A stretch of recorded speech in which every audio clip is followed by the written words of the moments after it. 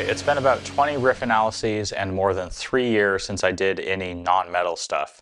But you've been good, you deserve a treat, and I also deserve a little break from learning stuff on guitar. This might seem to be one of the least metal adjacent videos I've done, but I actually just checked and it's my channel and I can do whatever I want. Also, I think there's probably a pretty big group of people who like metal, but also like similarly complex and or intense music, regardless of whether it has distorted guitars or not. And this song definitely fits those bills. What am I talking about? Well, let's just say I'm talking about this super trippy part of James Blake's song Unluck.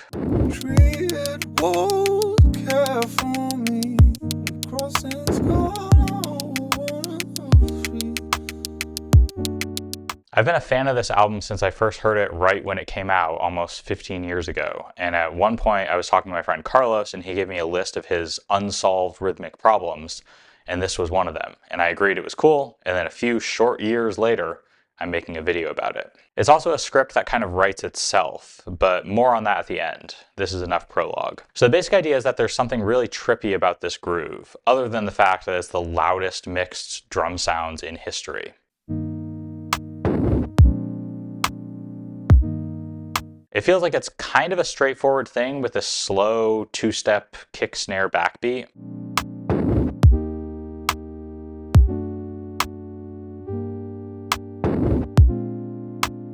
And it mostly feels fine in the intro other than being dramatically louder than we expect it to be, when it's just the chords and the kick snare. But then there's this weird electric hi-hat kind of ticking sound thing that comes in with the verse, and it suddenly doesn't feel that rhythmically stable.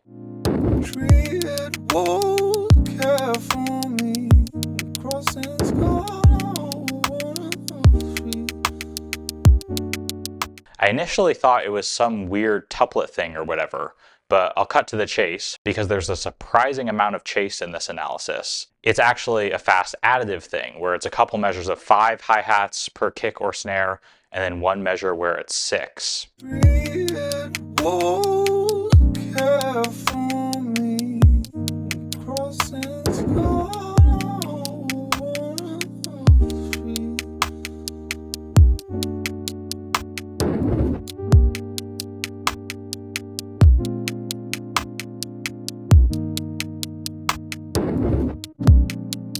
I've talked about this type of thing in Car Bomb's music a lot and even called it fast pulse parallax in a big fancy music theory spectrum article that was published recently. It's this thing where if we slow it down and count and be nerds about it, it's this intricate additive thing.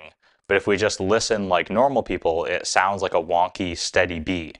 And the trick to the whole situation is speed, because these hi-hats are fast enough that it's not easy to count them when we listen at full speed.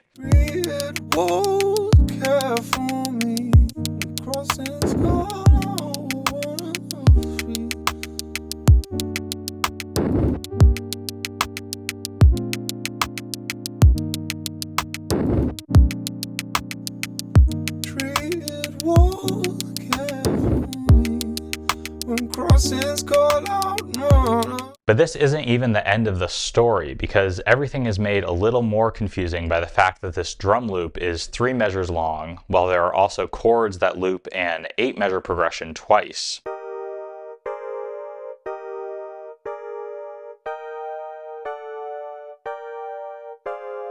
And then on top of this, the vocal phrase repeats after 10 measures. So at all of the levels above this fast pulse, everything is phasing against everything else. So it's not just at this really fast level that things are kind of unstable, it's also at the like macro levels.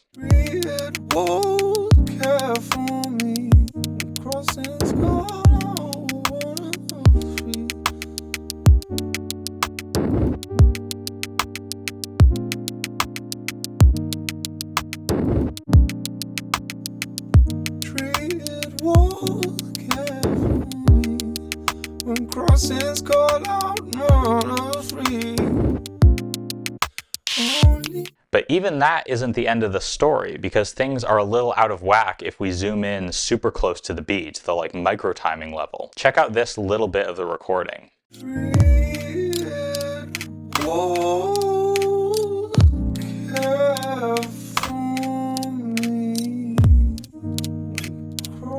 Yes, you're hearing right. The chords are consistently landing a full 1 or 2 pulses behind the kick or snare.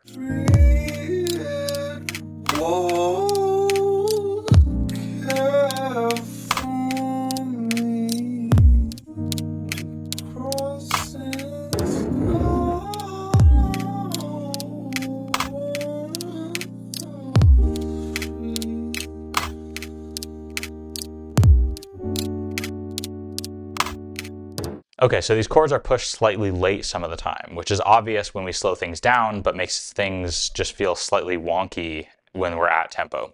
That's pretty cool.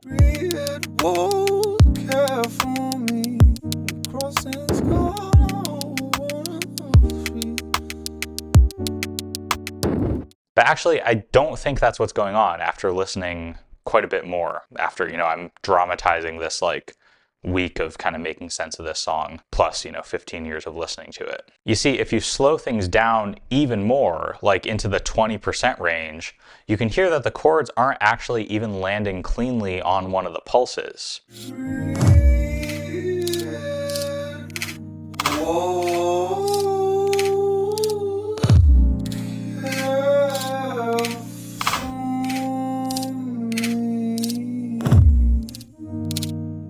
When we zoom in this much on tempo, all sorts of weird stuff happens with being able to tell whether things actually happen at the same time or not, because the note onsets for the chords are kind of spread out. They take some time, whereas the ticks are very sharp, very abrupt transients. But I think it's pretty clear that the chords are not actually quantized to the same grid as the clicks. So what is even going on?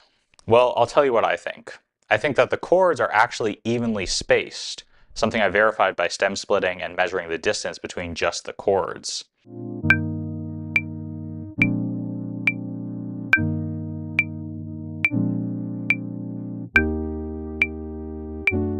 So what's actually happening is that this ticking sound, the hi-hat, is a very weird tuplet after all. It's fitting 32 evenly spaced notes into the space taken up by 3 measures of 4/4.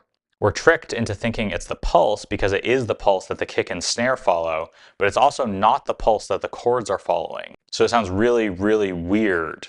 It lines up, at the start of these 3 measure phrases, but in between it drifts just enough to be like noticeable. I'm going to show 2 ways that this passage may have come to exist. The first is in notation, which I think is a little less likely. I can start with writing out the chord progression and then realize that 32 pulses, which is how many ticks there are in the space taken up by 3 chords, is 4/3 of 24, which is how many 16th notes normally go into 3 measures of 2/4. And 3/4 of a 16th note is a dotted 32nd note.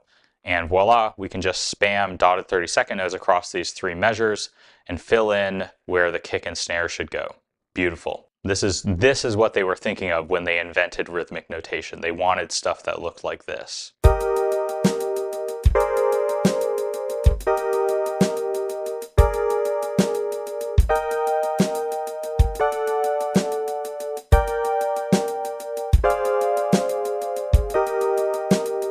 The other way of thinking about this, which seems a little more plausible if we're trying to guess how James Blake put this song together, is to put the chords in a DAW in 2/4. Then write out the 32 note tick, kick, and snare pattern in 16th notes or whatever. Then just compress it down so that it's the same length as the 3 chord span.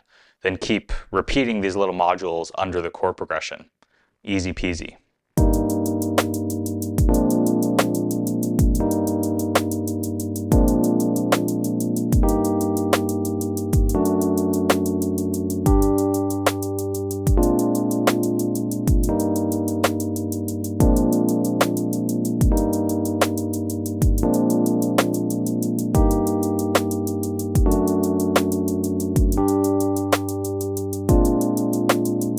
I said up front that this script kind of wrote itself. I've talked a little bit about this idea that in various places that some riffs are like begging to be analyzed and others are much harder to kind of find something to say about, even if you really like them. I have one parting thought, new idea for this little thread.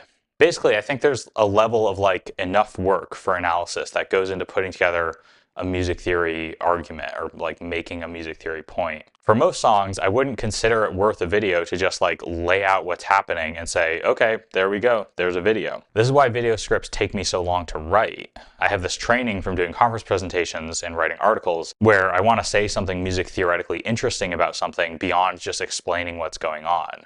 Or, so talking about how we perceive it, how it relates to or challenges some established theory, how it relates to patterns I've seen in other songs, something like that. But in certain cases, just saying what's going on feels like an honest day's work on its own.